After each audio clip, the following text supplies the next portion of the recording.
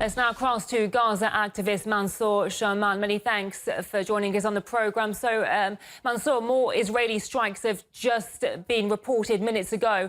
What's your reaction and assessment of the developing situation we have?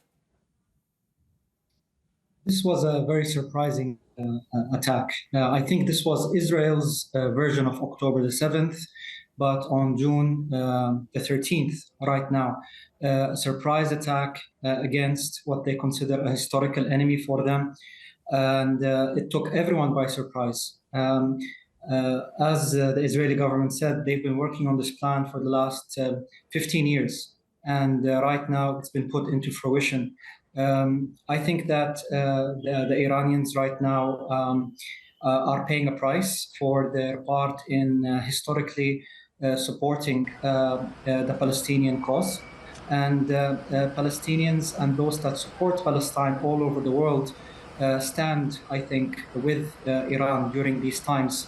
And I think that if the world doesn't put a stop to what Israel is doing right now, this will escalate into a regional war and everyone's interests will be harmed. Well, yeah, I mean, there doesn't seem to be much condemnation coming from the West right now with regards to Israel's actions. There's even some attempts by some Western countries to justify the Israeli assault on Iran as self-defense. The German Chancellor, for instance. What do you make of that? And what sort of Western reaction would there be if the roles were reversed and it was Iran that was attacking Israel first?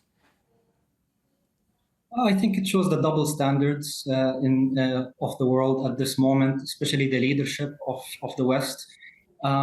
I think that this world only understands the power and those who they think will win, and not who are those that are on the right or those that have the right, for example, to defend themselves.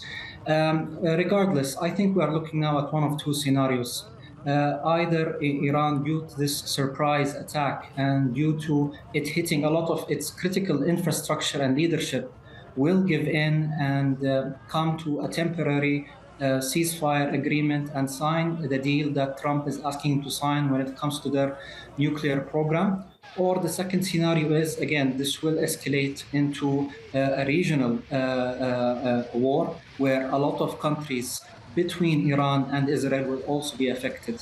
We are living in very dangerous times, I believe, in the region. I believe that we are living in historical times where a lot can change in a few days.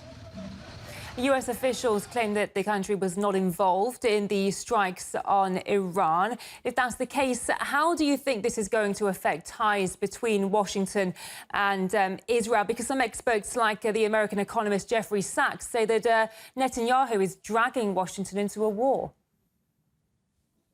I think that the US was able to fool a lot of the leaders in the region over the last few weeks. Showing the world, showing these leaders that they want to negotiate a peace deal, that the American government was not happy with Netanyahu and their government for trying to force a war on Iran.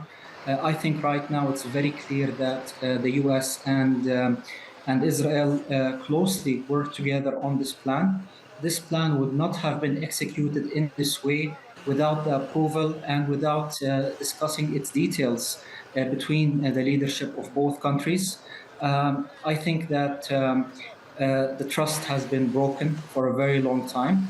And I think right now, as long as Trump feels that Israel has the upper hand and that Israel will win this battle, he will take this win politically and try to join and say that, yes, he has been part of it from the beginning. How do you see things going from here? Because we have Iran, on the one hand, vowing to retaliate against Israel after the overnight strikes. Now Iran's being pummeled again. Do you think we can or will see a response from Iran? Do they have the capabilities? So it's one of two scenarios. Either they will give in and sign the nuclear deal that Trump is asking them to sign, or they will retaliate. The thing is that Iran right now is in a state of shock. When October the 7th happened, It took Israel 72 hours to start its response on a small, not even a country, on a small Gaza Strip, right?